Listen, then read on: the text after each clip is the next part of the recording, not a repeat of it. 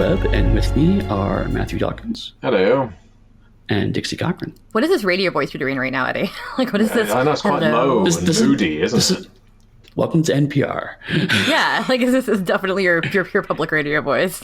No, it's very some soothing. of it. I'm going to take a nap. So interesting, actually, start right into the digressions. I actually did study radio and television broadcast in college before I dropped out of college for a variety of stupid reasons. And one of them was, I would constantly get criticisms, shocking no one, that I talk too fast. So I actually did a little bit of voice therapy when I was in college. And so I developed this kind of generic NPR voice that I rebelled against because I didn't like it. And then over years, I found, okay, well, I do talk really fast. And so when I try to intentionally not talk fast, my voice inadvertently slides to that. So I like it. I think that if there was a nuclear holocaust going on, I would want to hear your voice on the radio. Tokyo has been destroyed. Please exit to Area 45. Do not panic. Do not panic. Yes. But speaking of not panicking, today, actually, it's nothing to do with that segue, but... Yeah, what? I'm panicking now, Eddie. I don't know. Right this ship right now. Anyway, so speaking of nothing we talked about, nothing about nuclear disasters, today we do have an interview with one of our newer freelancers, Klara Herbøl, and I'm pretty sure I didn't get that right, and I'm not going to get it right in the interview either. But that's okay. She knows that. Also, I feel like, so I did the blog while y'all were gone at UK Games Expo, and I did initially spell her name correctly. There's there's an O with a line through it. I don't know what that's called. You think I would, but I don't. Well, no, there's a name for that accent mark. Anyway, I spelled it correctly, and then the blog turned it into gibberish. So, Klara, if you saw the blog and saw that your name was spelled wrong, I'm really sorry. I did it so it looked better. Right. Yeah, because fonts sometimes don't like those Danish characters. So that's something else you need to know when we put this up on the website. Like, you can't spell her name properly. Right. Yeah, that's a good reason. I always have to put the show notes up, so I'll run into that. Exactly, because the blog will eat them. It'll be like A with like a tilde over it, and then like a space, and then like a backwards E. And I'm like, that's not what I wrote. Here's some words.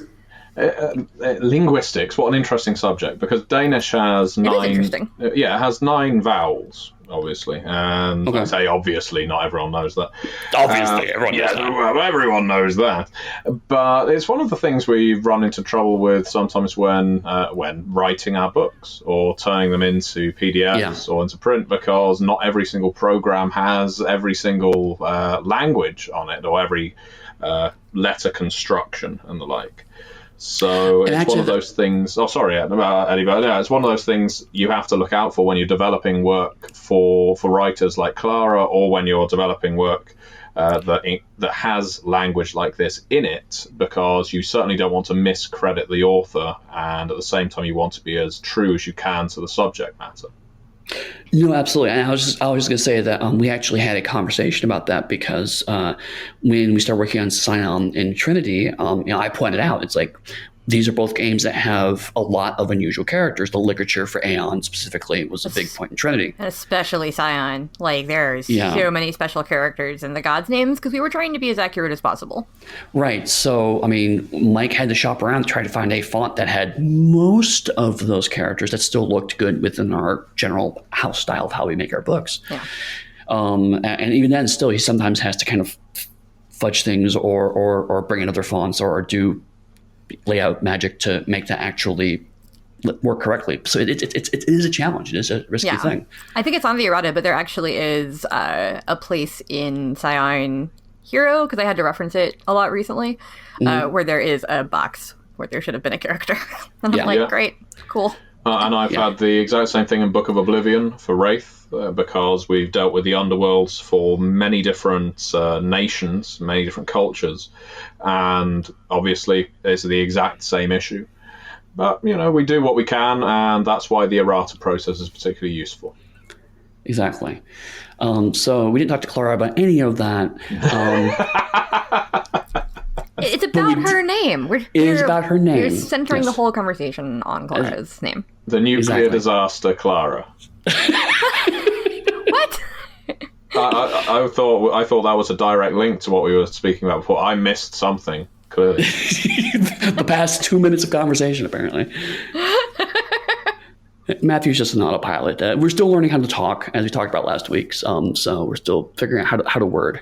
I've been to a museum with Klara once in Denmark, and it was a very good museum in the city of Odense. A lot of the exhibits were interactive, and this does have a point on the subject of nuclear disasters. I'm making a nice circular link here.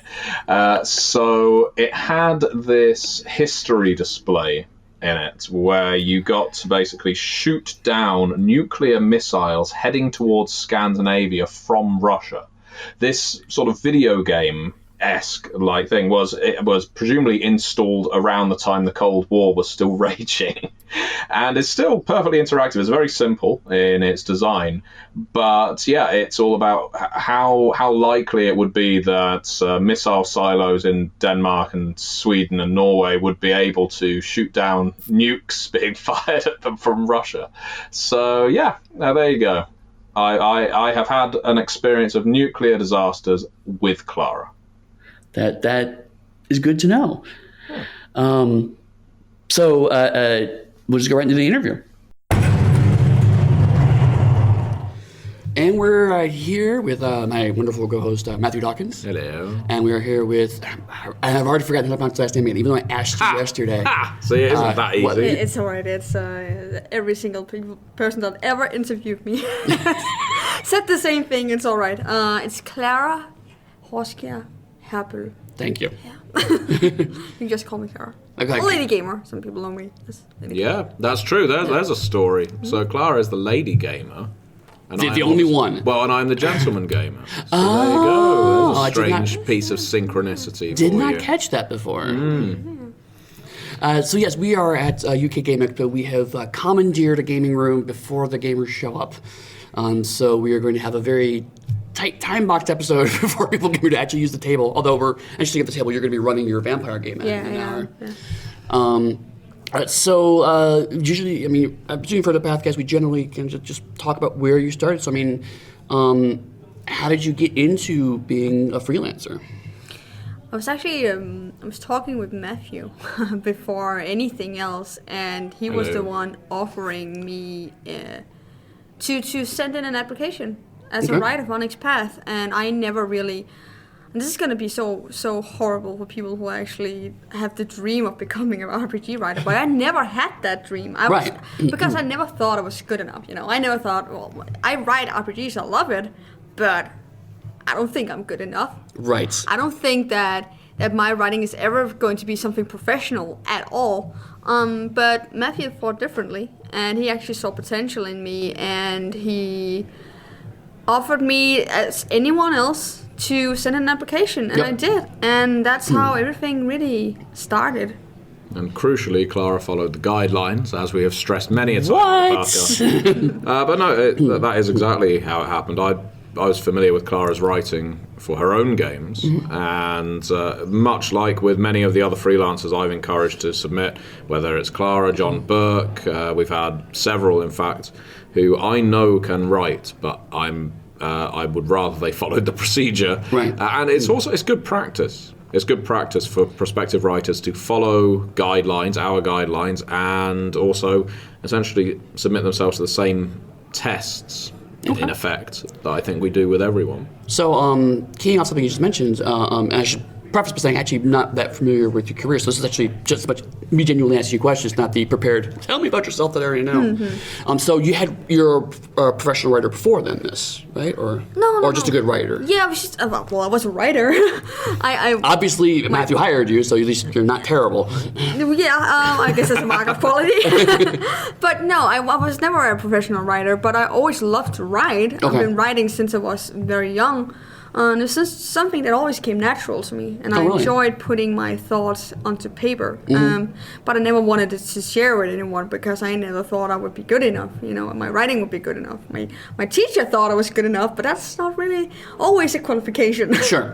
But yeah, so it has a lot to do with my own insecurities about myself, I guess. So that's something writing really helped me, tackle as well.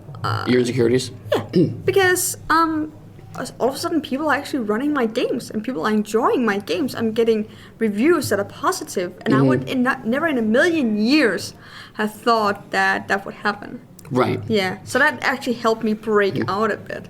That's really interesting. I mean, I think it's a bit of a sweeping statement, but I think it's fair to say that a lot of writers are insecure about their own writing.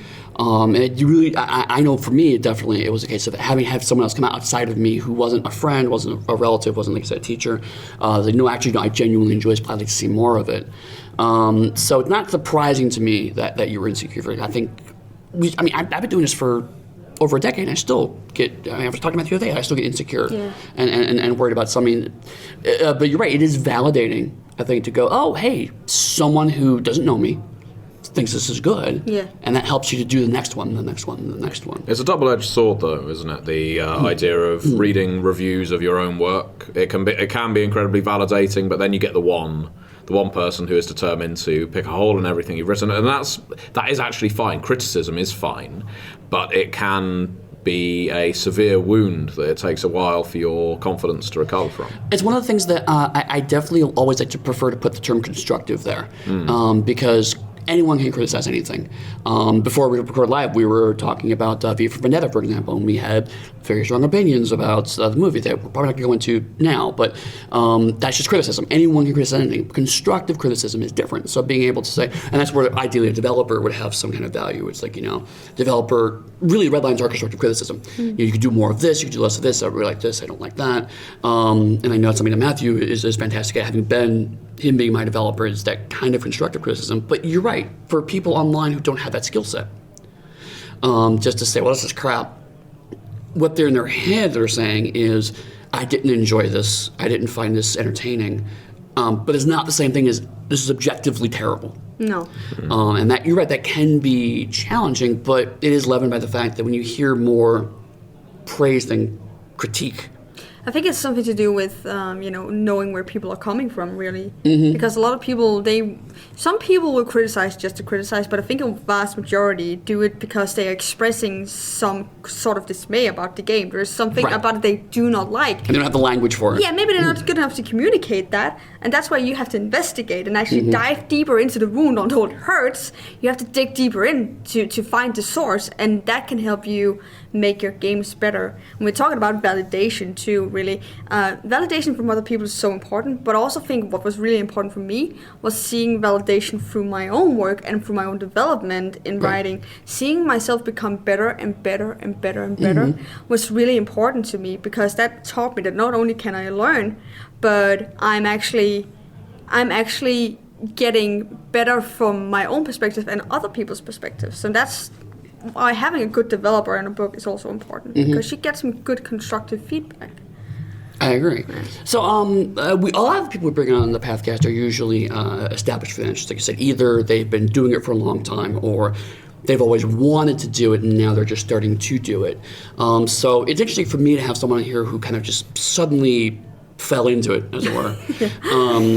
Not by accident, but rather it's the, oh, hey, let me try this, and this is actually something I enjoy. So how has that change been for you mentally, moving from, I don't think this is a thing I can do, to this is actually something that seems like it's rewarding and validating? I mean, it's made me realize a lot of things about myself, because I think if you are looking into becoming a RPG writer, you definitely know that part of yourself. You've perused that part of yourself. You kind of dived into that part of yourself, but I didn't even know that I had that part of myself. Oh, interesting. So it's something I'm just diving into now, and it's just something I'm discovering now. And it's just like finding a new part of myself. It sounds so, but it kind of is, really. It's finding a new way to express my creativity. Do you have any aspirations following writing? Is there any particular objective that you have in mind now that you've just got onto the ladder? And it could be something as simple as you just want to write for more games. Build up a nice go around the ladder, reaching for the briefcase. Yeah, exactly. Grab that money in the bank. Control Onyx path. Yeah, sorry, Rich. Take it over. Sorry, Rich. Sorry, Rich. But no, is there anything in particular that you've got your mind set on as an objective? And it's all right if you don't. Well, I have been looking into maybe some developing at some point. Okay. I would love to have a project I can put my own, mark on in a way, in another way than being a writer. Well, I'd love to see if I have some good abilities there, because that's a part of me again that I haven't discovered. So that would be great to try. So that's something I'm aiming for. Okay. Well, we can see how that comes along, certainly. I mean, well, this is now a job interview. Right, yeah. Oh, look at the balance. How did that show up? But I mean, so let's kind of go through your resume, because I don't think I'm entirely familiar. What have you worked on so far for us? Well, I've worked for Contagion Chronicle. Right. And I worked for digress too. Okay. I've worked on Chicago by Night. Right. I've worked for Chasing Dreaming. Okay. Werewolf the Forsaken. Okay. Mummy the Curse. Mummy the Curse Second Edition. And some games outside of Onyx Park. Yeah, I've worked on Cults. Oh, okay. Well, Same book as you, Eddie. yes. Right. Yes. Wherever that book is.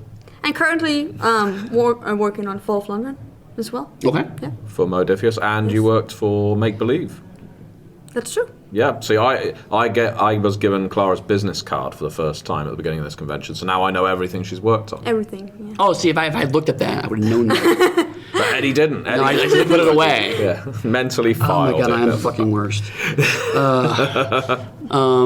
So I mean, so you just started like a year and a half, 2 years ago, Yeah, a year and a half, really. Whenever Contagion started. right? So I think Oh, that so was Contagion was it. your first book.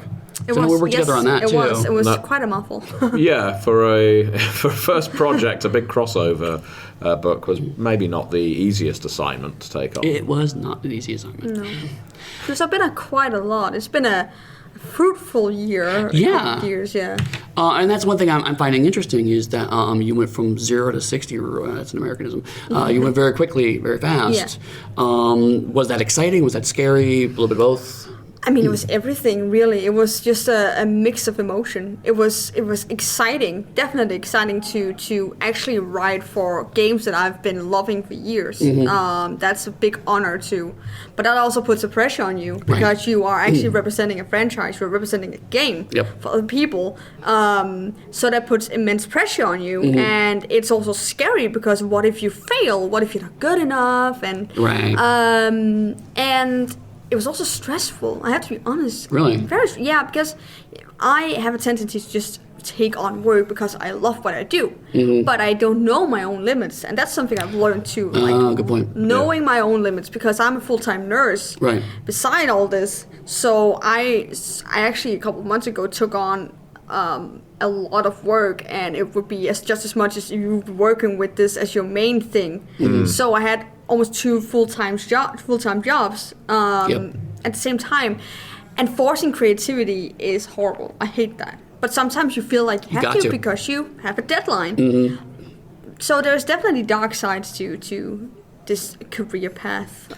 But I'd say that's especially common early on. There's the fear that freelance writers often have, and I guess it's the same in any self-employed industry, where if you take a break, if you slow down, put your feet on the the brakes for a little while.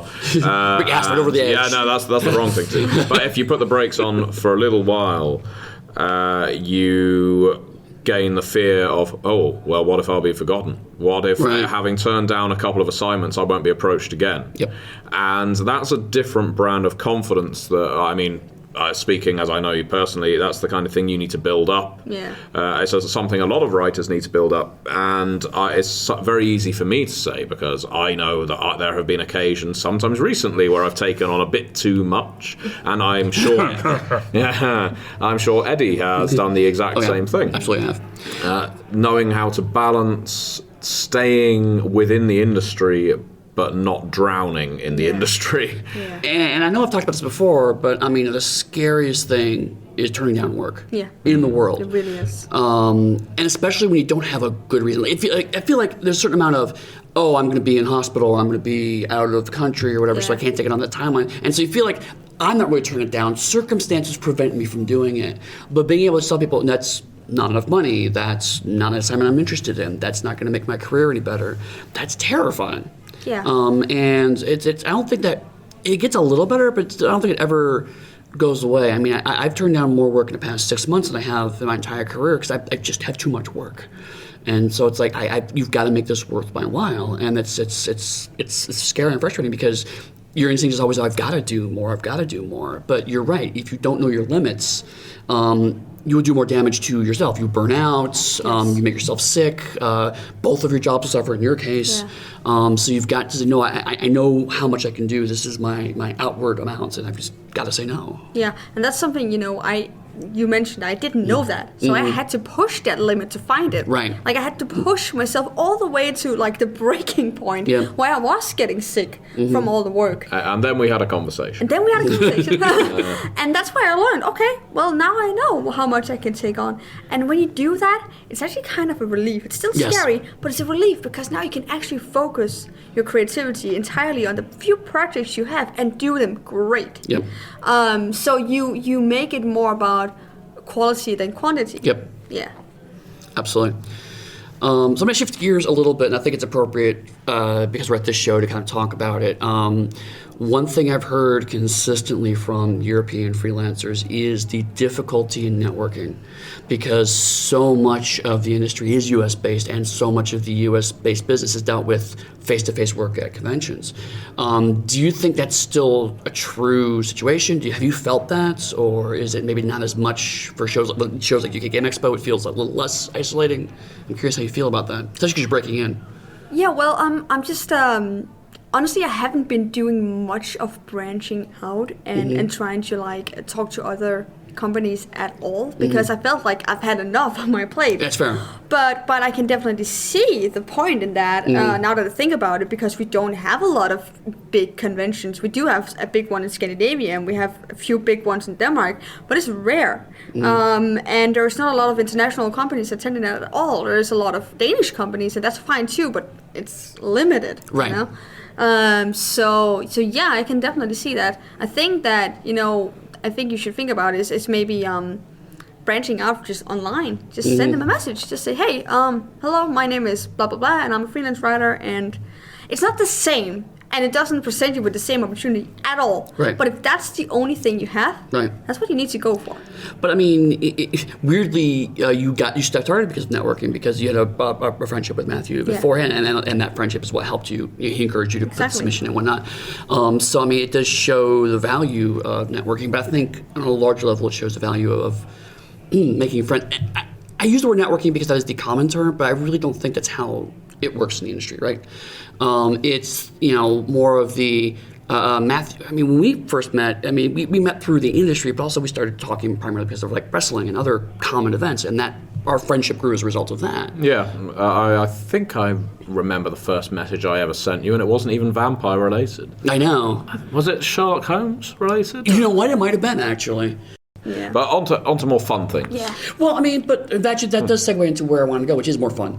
I'm curious on your thoughts on this because you're just now starting to, even at the show, meet some of the people you work with. Yeah. And one thing. Who's your favorite? Rich. She's smart. She's good. Yeah, she'll go far in this industry. The guy who pays my checks, him. But I think. Especially as you get older on the industry, you always have the moment of why am I doing this, right? When you have harassment, when you have these kinds of moments, you kind of go, is it worthwhile? Yeah. But then you spend time with colleagues or with fans, and they'll do things like, I really love what you did. I've had people come up to me talking about how my work has helped them to come out to their parents or to help them when they're having suicidal thoughts. And people come to you, Matthew, like going, your work changed my life. Your work resonated with me. And I'm wondering, do you guys both feel that those kind of emotional moments do they help you?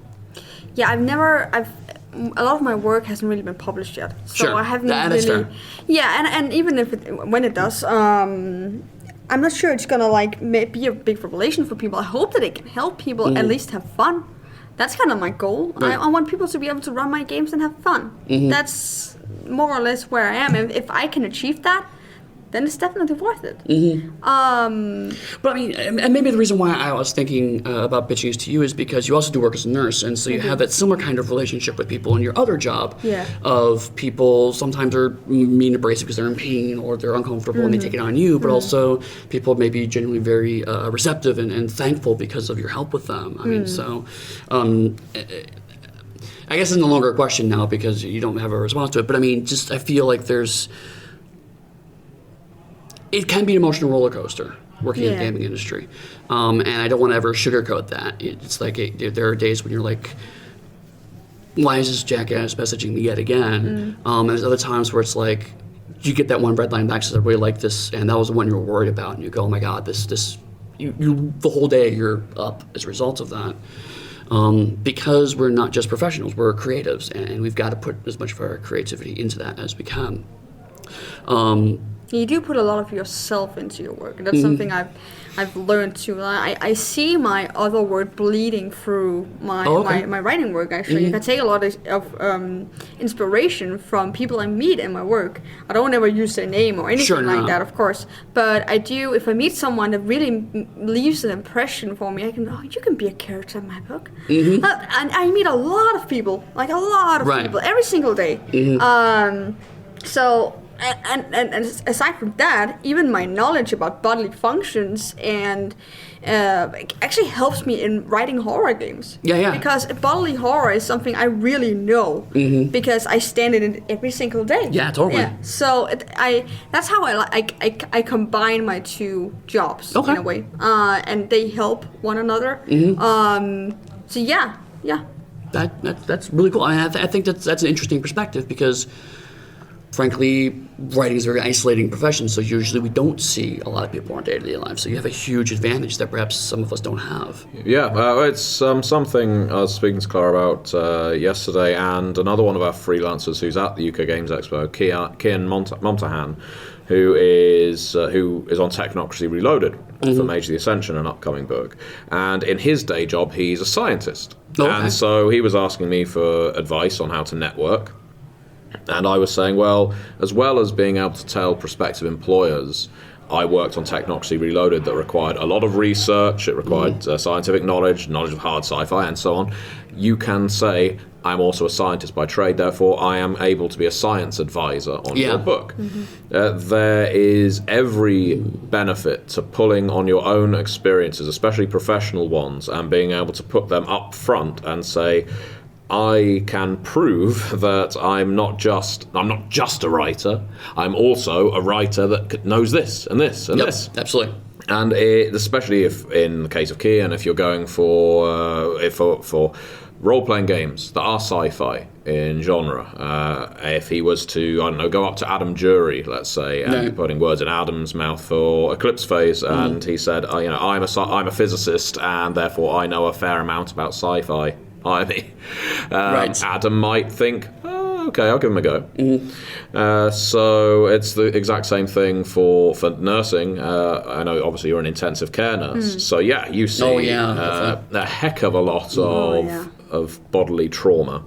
Yeah, and also like human emotion, really. We see everything. A hospital is like a house of every single emotion you can ever go through.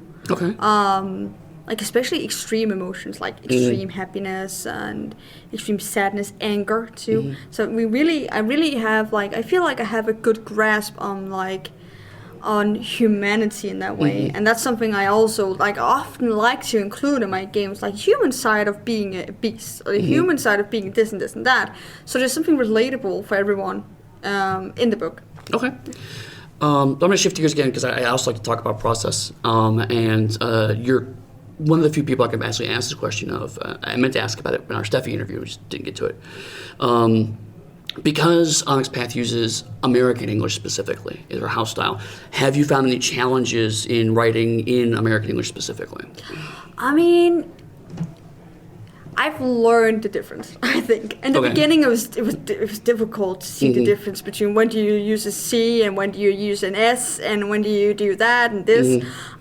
It's not a major problem because it's more or less the same. There are some different ways to spell things and some different phrases, but it's something you learn quite quickly. And as long as you put your word to American English, then Right.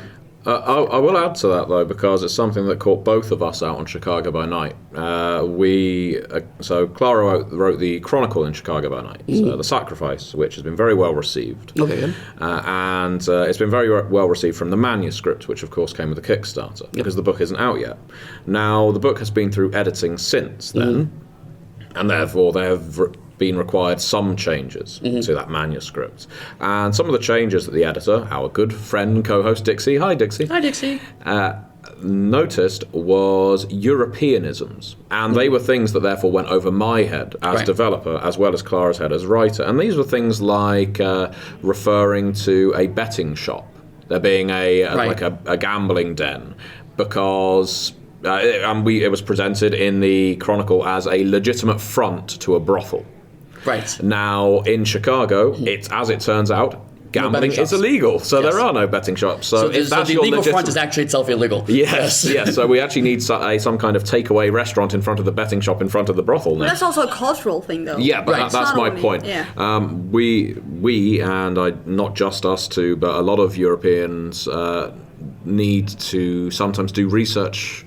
Well, on one hand, we need to do research into local American culture to get it right if we're setting a city book in America, but it also speaks to the incredible usefulness of an excellent editor who notices these things.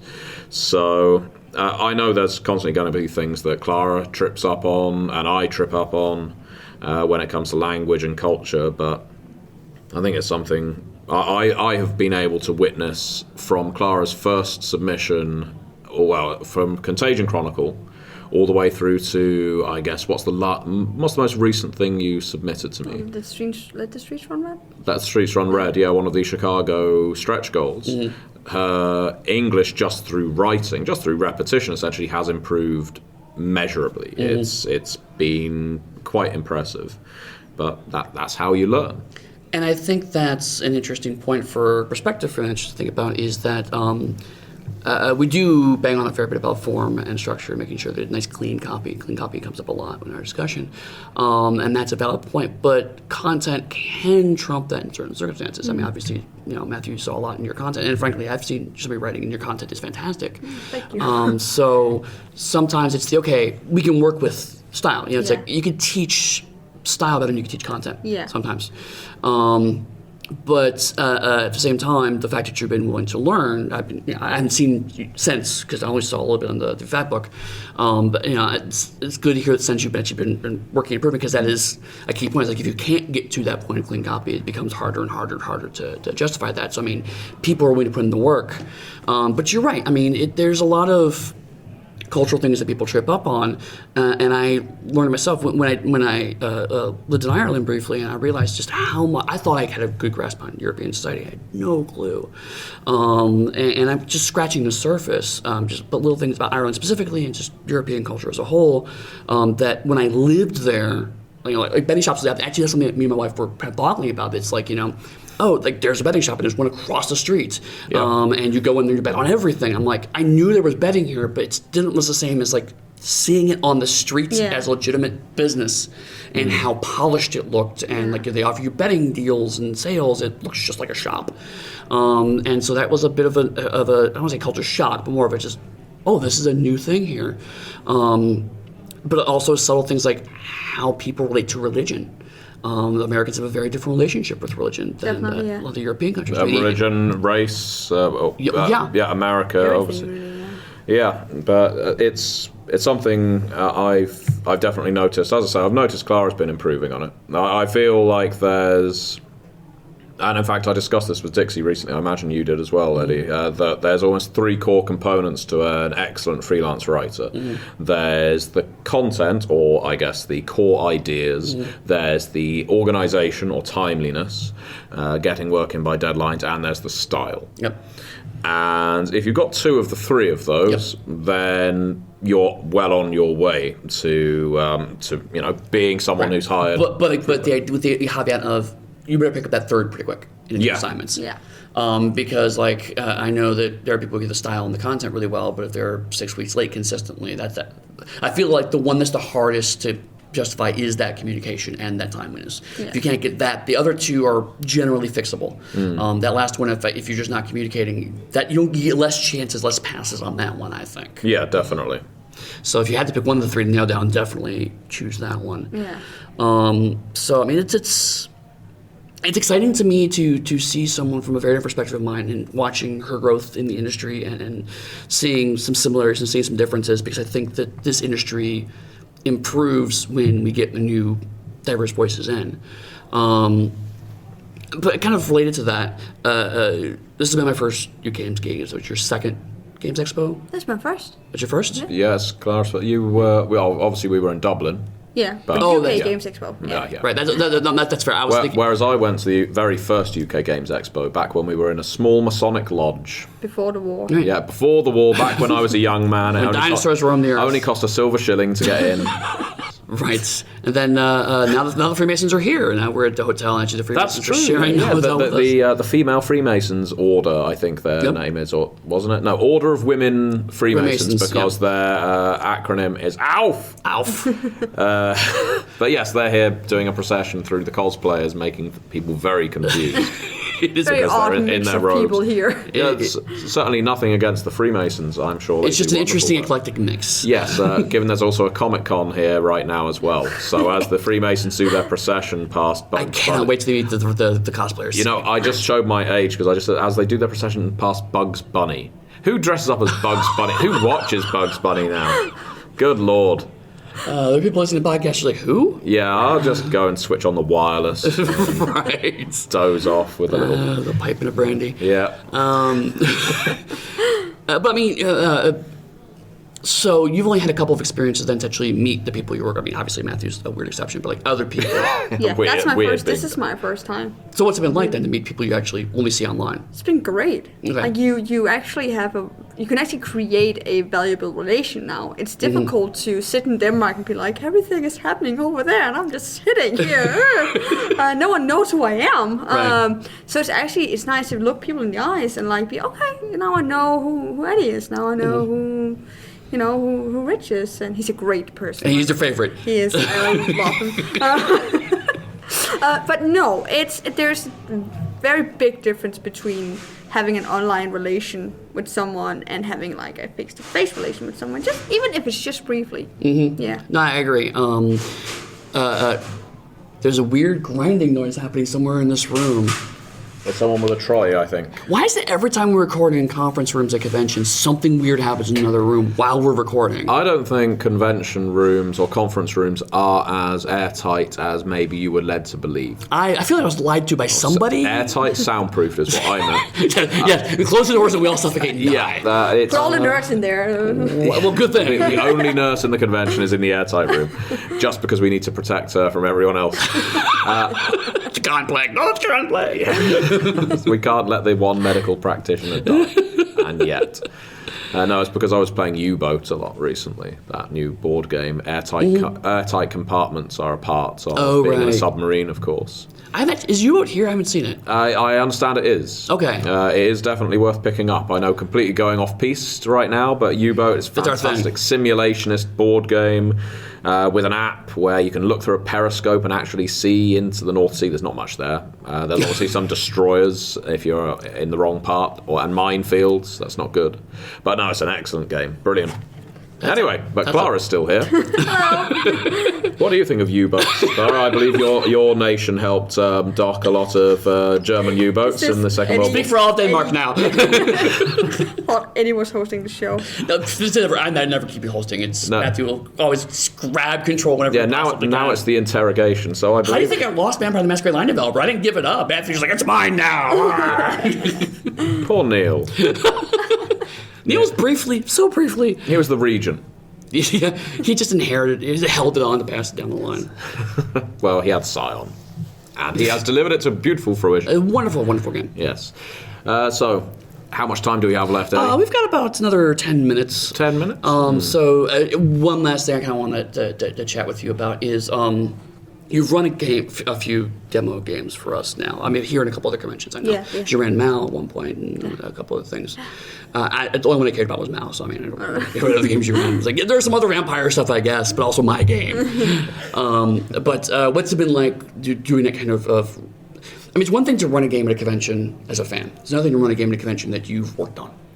It's I mean, I've been so lucky to run the Sacrifice 2 a couple of times, and I'm actually doing something Red Moon role playing. Yeah, Red Moon role playing. Yeah. Yep. Oh, nice. Where I'm running the Sacrifice, and Matthew is joining me. Actually, getting to play as a vampire. player. Already. What? Yes, I know. What? I've never played V5. Neither have I. Yeah. But I haven't played V20 though either. It's such a surreal experience to actually get to run your own official games. Like, there's the difference between like writing your own game and running it for your friends. Right. But seeing other people actually enjoying it, that is something else. It's hard to explain. It's just a feeling of pride and happiness. Sure. Well, when things go well. Right. Yeah. If they hate it, then it's not. This game is terrible. I flip the table and run out. I'm so happy. I've not tried that yet. When Luckily, they I've not start tried it. pointing out the plot holes and saying betting shops shouldn't be in Chicago. What nonsense is I'm this? leaving. This breaks my verisimilitude. Yes. Yeah.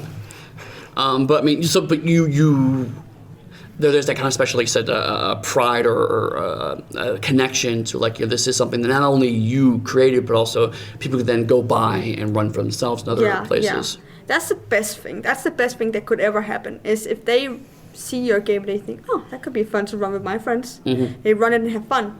That's the best thing that could ever happen. It's better than any review, any red line, any good red line I could get back. The best thing and the most heartwarming thing is having people write to me and say, hey, I ran the Sacrifice, or I ran something else. I loved it. My friends loved it. I'm like, yes, that's like... No, I agree. There's nothing better than that, really. There was a lot of praise for it on the V5 Discord channels, wasn't there? When the manuscript came out, so many people Really? I think they were drawn by two things. One, it was the first full-length chronicle for V5, because the others were almost pared down in rules, Right. And were essentially beta tests. Yep. And also, it was the chronicle that introduced us the La Sombra to V5. Right. So everyone was jumping on it. It was Yeah. their first chance to run something fully written for V5. And everyone was just tagging Klara or tagging me and saying, this is fantastic. This is exactly what I wanted out of an intro scenario for Vampire. And that's not... Oh, good. That's not easy to do. You know? It's like there's so many different Vampire the Masquerade ideas. Yeah, it's one thing to write a dungeon crawl, and by no means do I mean to diminish the good efforts of people who write dungeon crawls. But Like me. Hi. Yeah, it's one thing to write a procedural mission-based scenario where you need to get from point A to point B, and there's a definitive ending. You need to either get the treasure or you lose. Right. Vampire is such a social game, such a political game. So many things can happen. Exactly. Yeah. That it's almost impossible, it is impossible, to write every possible scenario for it. So being able to write a chronicle that covers the main beats and has enough caveats and gives enough flavour to keep the players on track without railroading them, that is a big challenge, and something that even in previously published Vampire Chronicle books like Transylvania, Giovanni Chronicles and so on, it's very difficult to maintain. But it is. Not to blow your trumpet too much, Klara, as a guest on the show. You really seem... keep going. All right. Well, in that case, you've got to live up to that with Let the Streets Run Red. So good luck. No, I was very pleased with that, and all the players seem to be as well, and that's the true test. Yeah, it is. No, absolutely. And frankly, that's pretty deep ends. It's like, hey, my first time is writing the very first Vampire the Masquerade Chronicle, and Vampire the Masquerade notoriously hard to write adventures for. Is a reason why there aren't a lot of adventures historically of Vampire the Masquerades, because you're right, it's very hard to write all the nuances and complexities, and to be an introductory module, and. So, I mean, it's introducing a clan to a new system is like a there's big so thing. many, so many points of so many ways that could have gone wrong. Yeah, definitely. So, I mean, betting shops is the minimum, then good job. Just don't mention them. Don't. Retire here. You can't top this. I'm afraid. Right. No, that's it. So is there anything else that you wanted to talk about? Anything about the show that you're excited about? Any work you want to promote? Oh man, I feel the pressure. No, I'm not. Well, pick up the Let the Streets Run Red. Okay. Pick up Fall of London. I know it's not an Onyx Path thing. I know that. No, it's fine. It's something I've worked on and something I'm proud of. So, if you like the sacrifice, you would love. That's how you do it, though. That's how you hustle. Yeah. And I'm very proud of what I've written. So if you like what I've done with the sacrifice and you haven't read it yet either, pick it up. A lot of people seem to like it. So, It shouldn't be long, and Chicago by Night should be out in the wild. That will be lovely to see. Very, very close. So, if people want to talk to you in a nice, respectful way and not just wave incessantly, how do they get in touch with you? Twitter, Facebook is always open as well. I have a Patreon as well if you want to help me in my endeavors as a freelance writer. And where are those accounts at? Yeah, I can I give you some names? Yeah. We'll put links in the description. Right. So if you're listening to this right now, do look at the description unless you're driving. In which case, don't do that. Oh my God! Look out for the car. And I hope my alarming didn't make you crash. If it did, send your bill to Rich Thomas. Who is her favorite? Yeah, who's excellent. Who's excellent. He covers things like car collision. He does not. But that aside, no, we'll put up Klara's Twitter handle and Patreon account. Yeah. But if you search for Old Lady Gamer on different social media, you'll probably find. Oh yeah, you're on YouTube too. Yes, I am. All right. So thank you very much for spending time and chatting with us. Thank you, guys. And now back to the outro. And we're back. It's always interesting to me, and I think Matthew, you pointed it out too, to interview people that have different experience levels in the industry. I think it provides as you say, it's a valuable insight for people who are listening who want to get into the industry or who are new to it themselves. It's fantastic to be able to compare experiences, but it's also good for we established few to listen to the thoughts of people who are new, because we don't really get the opportunity to sit down and interview casually our writers or editors or developers. For the most part, we have to kind of trust that they are getting on all right and their experiences are good unless they tell us otherwise. So having the opportunity to do something like this and put it on the Pathcast was quite enlightening. Absolutely. And Dixie, since you weren't with us, what did you think of the interview? Is there anything interesting that came out of that for you? I learned a few things. I learned that Matthew doesn't understand how cars work, because he said put your foot on the gas to stop it. Right. That was interesting. Damn it. To be fair, I don't know how to drive. And then, which is so strange when you, most Americans would find that strange. I know if you live in, New York or something, it's not super important to learn how to drive, or, some of the other, big cities. But, that's so weird to me, because I can't even get to a convenience store without my car. Right. The closest public transit is, a half hour plus walk away from where I live. Oh, wow. So, I'm in the suburbs. Anyway, yeah, it's very strange. I also learned that Matthew is canonically 85 years old because of the Bugs Bunny reference. Thank you. Thank you for you that. said it in the thing. I was like Matthew.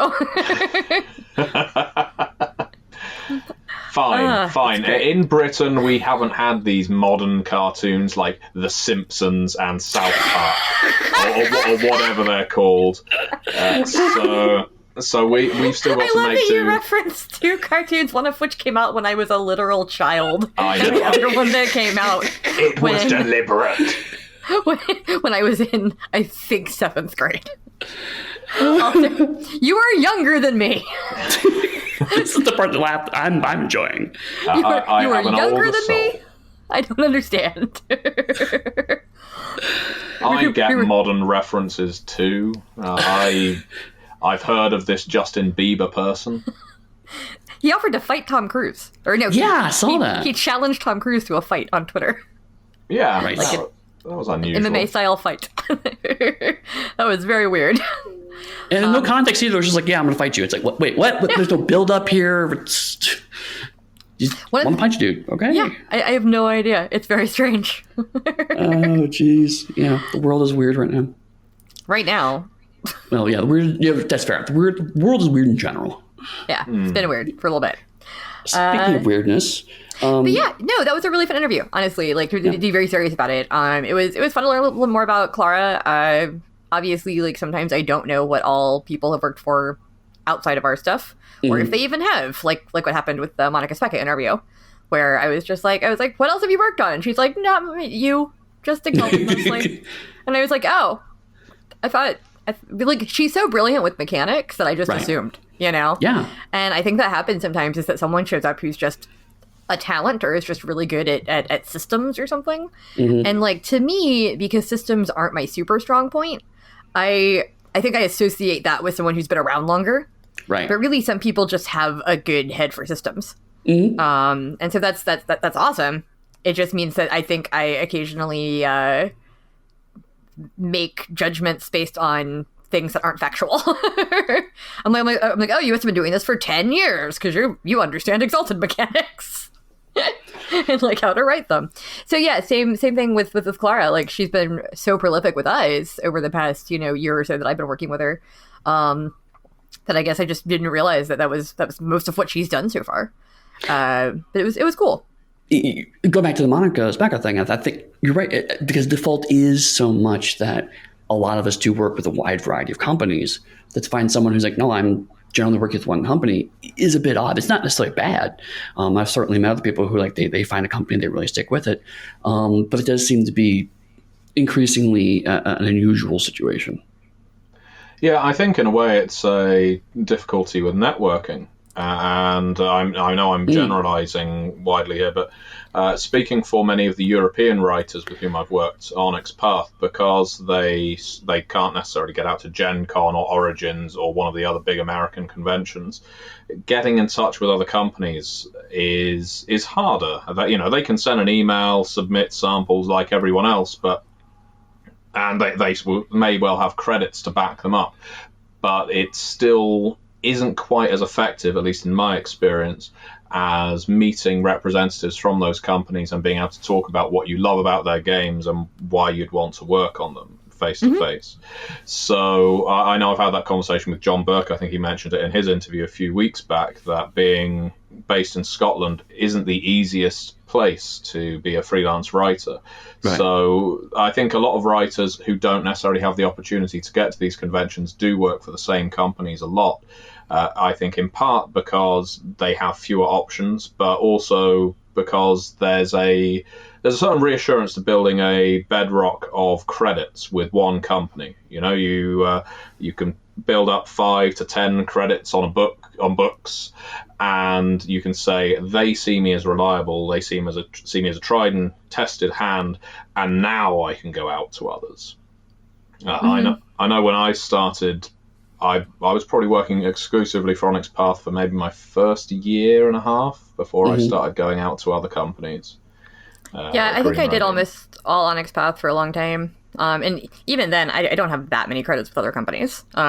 Just because now being in-house, like, I just keep adding more Onyx Path credits. Sure, right. Y'all pay me. But yeah, like, when I was still, like, little bit of a freelancer working a full-time day job, I worked pretty exclusively for Onyx Path for a while there. I had done a couple of like small fiction pieces for friends, but nothing huge until I started working for Rose. And then I did pretty much Onyx Path for probably about 2 years until I went to Gen Con and met some other people and branched out a little bit.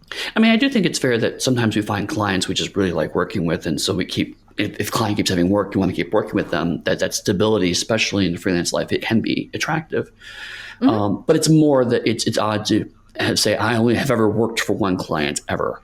That's the part that's like a little like, oh, you haven't even talked to other people, even like a small 500-word thing for somebody else. So usually I find at least a little bit of more exploration. But I think there's validity to, like you both say, of building a bedrock of credits and say, hey, I've worked reliably for client A for a long period of time. So client B, maybe wouldn't take a chance on me when normally you wouldn't have.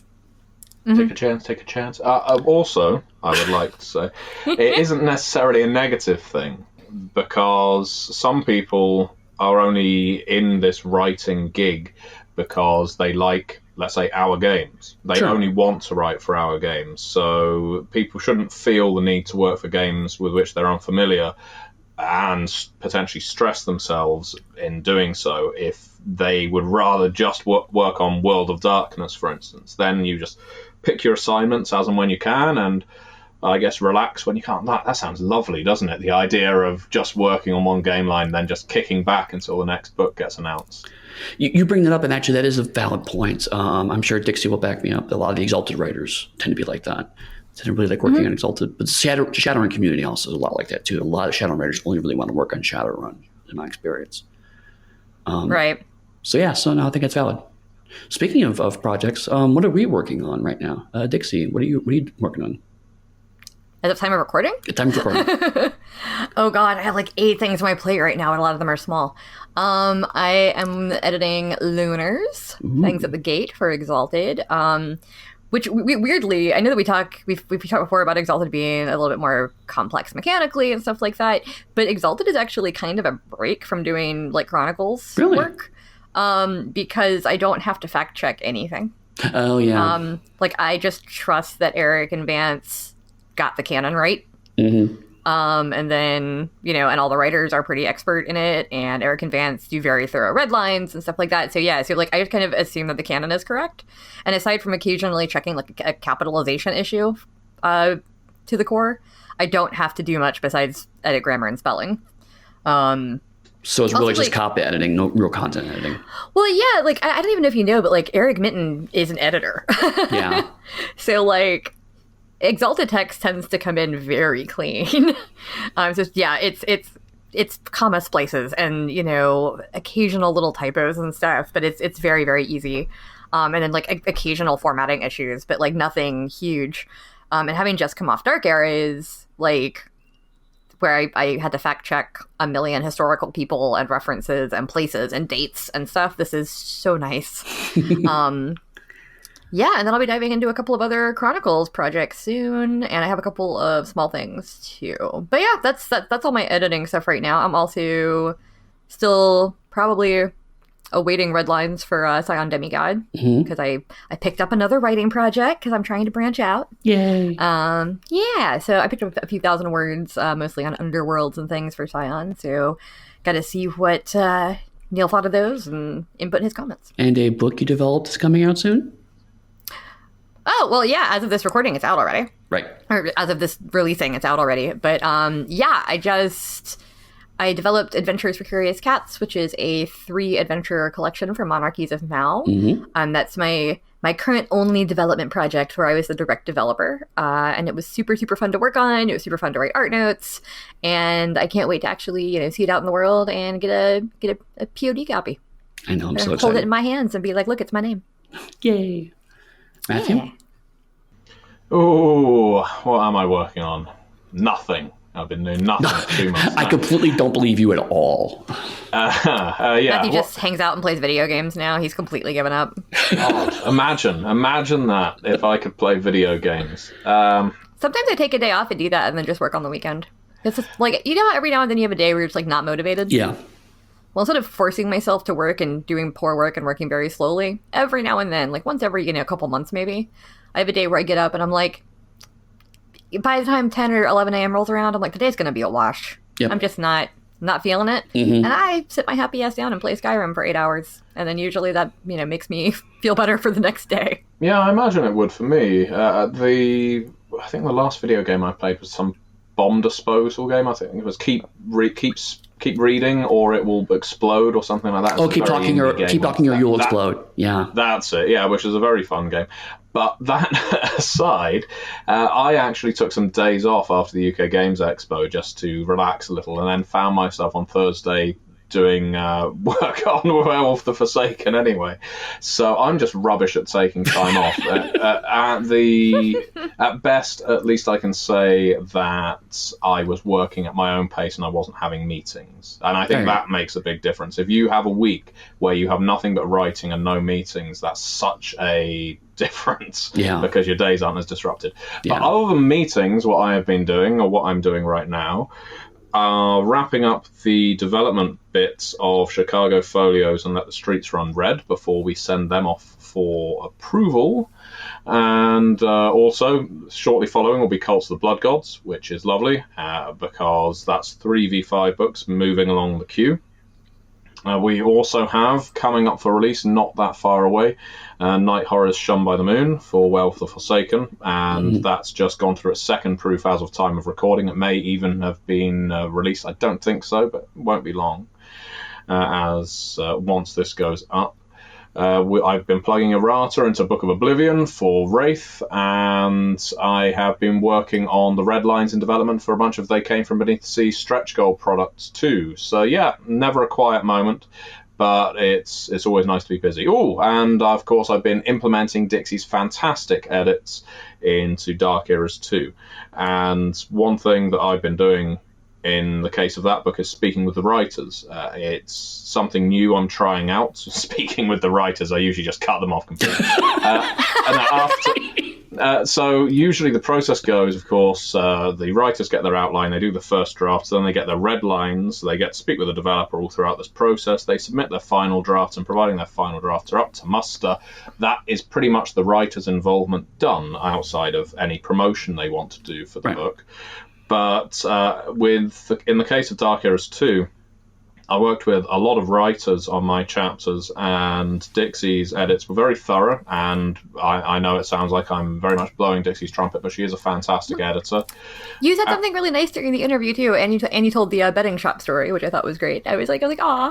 Yeah. I did, didn't I? Thank you. Yeah. That's all right. And the edits for Dark Eras 2, I thought, were so good and constructive they were worth discussing with the authors. I want authors to start learning from the edits as well as the development, and it's not going to be the case every single time, but where there's issues regarding linguistics, and interestingly, speaking of language, as we have done in this episode, I've hired at least 4 European writers for my chapters. No, 5 in fact. And it was the European writers who probably had the biggest difficulties linguistically, not because they don't know how to write in English, but because they don't necessarily know how to structure a sentence in American English. Right. And so I've been having several meetings with those writers to go through the edits and explain, okay, so this is good, but this is what you need to do differently on the next book. And they're taking notes so that the next time around, hopefully that won't happen. Good. Yeah. Like, I truly don't care if I occasionally have to, change the word recognize to a spelled with a Z or remove a U from color. Like, it doesn't bother me to have to do that, because I feel like if I were trying to write in British English, I'd have the same problem. Right. I would definitely make mistakes. So, like, it's little stuff like that, like, I would never be like, oh god, this person's terrible, they can't do it. But there are like just certain turns of phrase, and as you said during the interview, things like betting shop, like I had to Google that. I was like, what the hell is a betting shop? I mean, I got a general idea based on the name, but because gambling is so restricted in the US to like mostly casinos, I was like, I don't know what you're talking about. Like, you have to, like, what do you mean betting? Like, sports betting isn't allowed here for the most part. Like, you could do horse race betting at some places, and past that, it's just like slot machines and poker and stuff. And I was like, yeah, you can't. That's not a legal front for anything in Chicago. Would you have understood or known the word bookies? Yes, that's a very common word. Okay, I see. I didn't know whether that was almost entirely British. No, that's a common word, but I feel like it sounds archaic to me. Yeah, because it's definitely colloquial. Yeah. It's like that's the kind of thing I'd expect to read in like a 1920s or 1930s novel, where they're like, oh, I had to go to my bookie, whatever.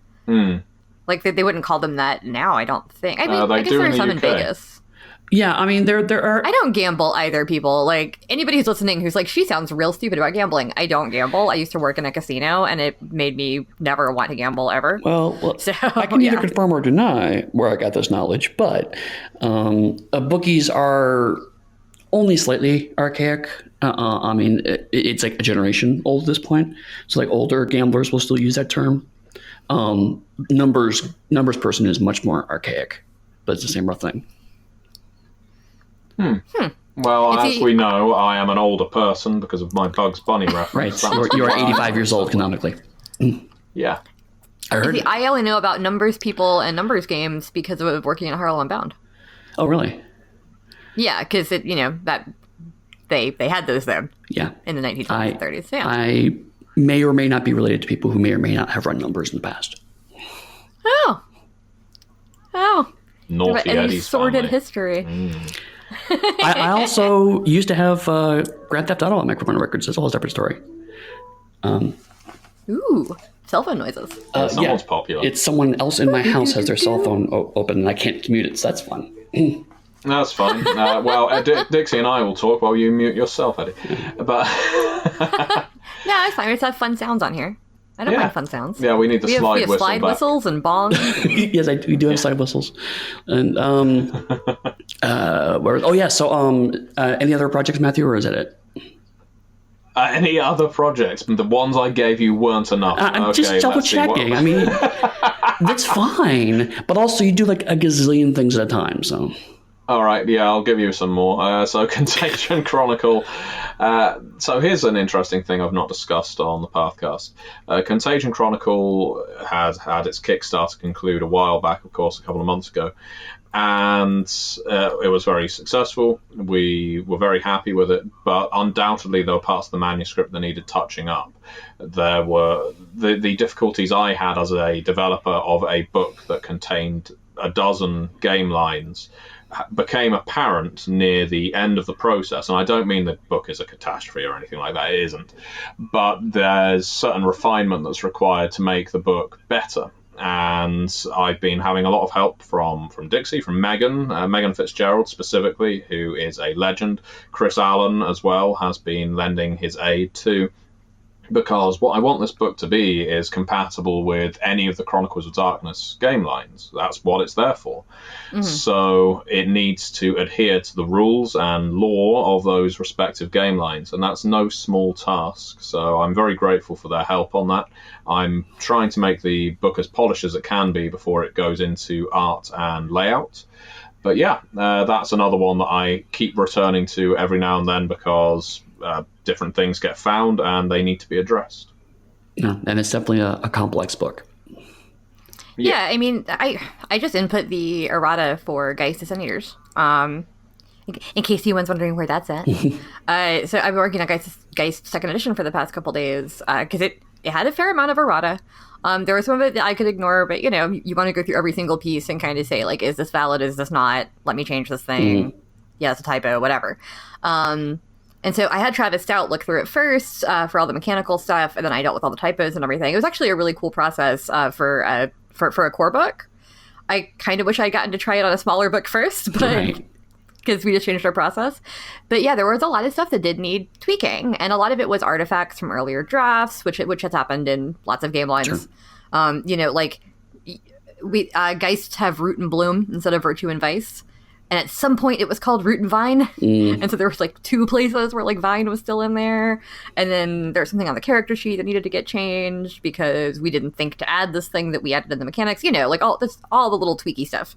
So I definitely feel you on like doing the Wraith Errata, Matthew, and then also tweaking Contagion post-edits. Because, I edited Geist 2E, Travis has proofed it twice, and we still are finding this stuff. Yep. So it does go to show that like the errata process is super helpful. Because sometimes if you've read a book 8 times, like you're not going to find anything anymore. No. Like I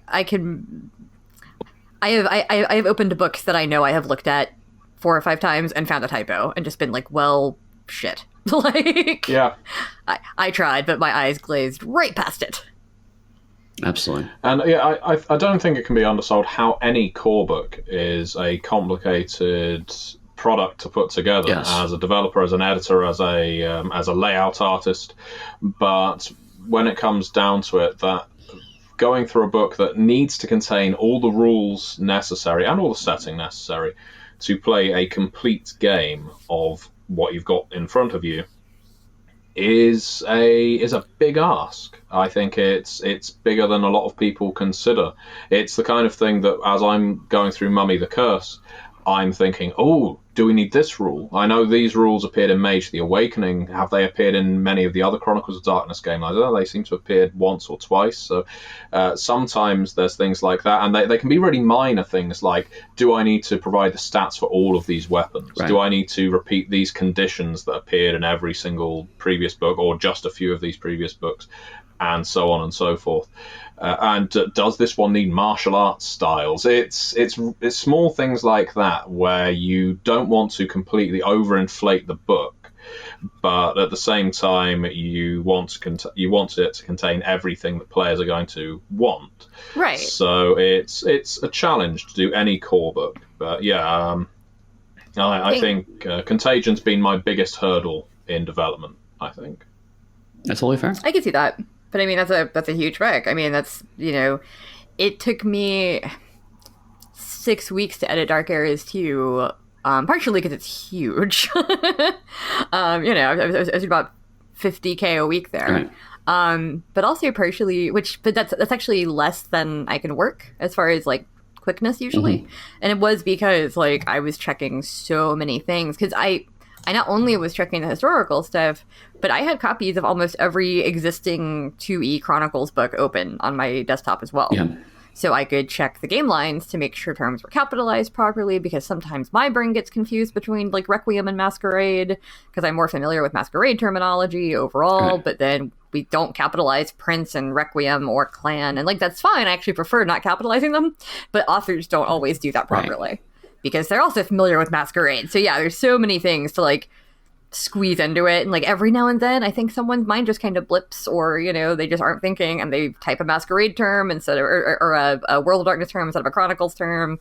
And I'm like, no, we don't have that in this game line, but I understand why you made that mistake. So it's just trying to like mold it into what it needs to be. Mm-hmm. So yeah, I love Dark Areas too. I think all the eras are super fun. I think they'll be a lot of fun to play. It was definitely more ambitious than Dark Areas 1, where some of the eras only had a single splat. Right. Or a single game line. And now everyone has at least 2. Mm-hmm. And they're really, really well researched. I had so much fun reading them. So, and of course, Klara worked on one, the Scandinavian Witch Trials, and that was a lot of fun. I didn't know almost anything about the Scandinavian Witch Trials, so I got to learn a lot, too, from reading all the chapters. Absolutely. So it was super, super cool. But yeah, it's a lot of work when you're working with multiple game lines, Matthew, because even though there's only 2 or 3 per chapter in Dark Areas 2, it's still a lot. Like, I don't know how the 3 of y'all developed that book. And then I can certainly understand complexity, because I'm going through that myself with... what have you been working on? Aberrants, actually. Let's talk about Aberrant. Let's talk about Aberrant. Indeed. At the time that this is going live, we will have announced Aberrants as part of our ongoing webcomic. Yeah. And I think I've alluded to this in the podcast, but the webcomic's actually written by Paul Jenkins, who is a legend in the comic book industry. He's been doing it for 20 years. He's contributed to people like Captain America, Wolverine, characters in DC Comics as well. As well as his own independent stuff. And he's just someone I've met at cons here in Atlanta a few times. And I was like, I'll never get called to work on this. And I was like, hey, Paul, would you do this comic for this comic book role-playing game? He's like, yeah, sure, love to. And it's like, what? Oh, okay, sure. So that's now going out. You'll start seeing the first few pages of that. But what I was going to was because we're making Aberrant, there's a lot of challenges with the original Trinity games mechanically that Storypath was designed to combat, as well as with Scion. And Aberrant was kind of patient zero for mechanical problems on the Trinity side. Like Aeon kind of worked and Adventure worked just fine, but Aberrant was where a lot of people saw mechanics break down a bit. So naturally that was going to be a big concern. And so we did some initial playtesting, got a little bit of feedback on the first round of playtesting, but also during that, we brought on Danielle Azan as our Trinity mechanics lead. She specifically handles Trinity line mechanics, whereas Ian is the overall kind of line manager, as it were. Yeah, he's more like the Trinity creative director, right? On some level. Yeah, exactly. You're absolutely right. He's kind of the creative lead. Thank you. I couldn't think of the title. Like Rich still has final say as far as like creative direction for the company, but yeah, Ian just knows Trinity. Like he just really knows it, and he loves it, and he has his own headcanon about it for stuff that didn't get put in originally, but he also knows everything that got put out originally and knows what should change too, which is great. Like knows like what should be updated. Absolutely. But he admitted that mechanics is one of his weak spots. And with Neil more focused on Scion. We originally were kind of asking him questions about it, but Scion and Trinity started to bifurcate more and more firmly, and Danielle was heavily involved in getting the Trinity mechanics in shape, so we just brought her on. So she went through and did a pass on the Trinity manuscript combined with some playtesting stuff, and so now I'm right in the middle of deep of updating things to be closer to where Trinity finally ended up, because we wrote Aberrant while Trinity was still being finalized. Yeah, well, this will be mind melded, as we're calling it. Yes, yeah. There was definitely a lot of, okay, let's get all these books synthesized. And so Aeon and Trinity went through that process and said, cool, now we need to bring you onto Aberrant to do that. And for the most part, it's fine. There's lots of things like, being combined some places for some space. Some mechanics required a pretty heavy overhaul, but they're relatively new mechanics. Little things like we had called the different ways that you can play the game modes, but turns out that's a term in Aeon that has mechanical. Again, so we had to change that term. So it's things like that she was able to bring to bear that me, Ian, and Steve Kenson just wouldn't necessarily noticed. So she was fantastic. But now I'm going through the complicated process of going through the intent of what the manuscript was with Danielle's feedback, pulling out key points, talking through those points with the whole team. So it's cool. It's a great process, and I think the game's going to be so much stronger for it. And, of course, once it goes to Kickstarter, which will be in July, then we'll be able to actually get another round of playtest data from the actual Kickstarter backers to see if there's any more stuff we missed, because it's been so complicated and there has been so many different push and pull elements to it. It's getting some fresh eyes on it to say, hey, I've actually put this on my table and now this piece isn't quite working. Will be immensely valuable. Yeah, totally. That's always a useful part of the process. Absolutely. So we are definitely over on time, but so I just have the occasional nice long chat about what we're at and what we're doing, I think.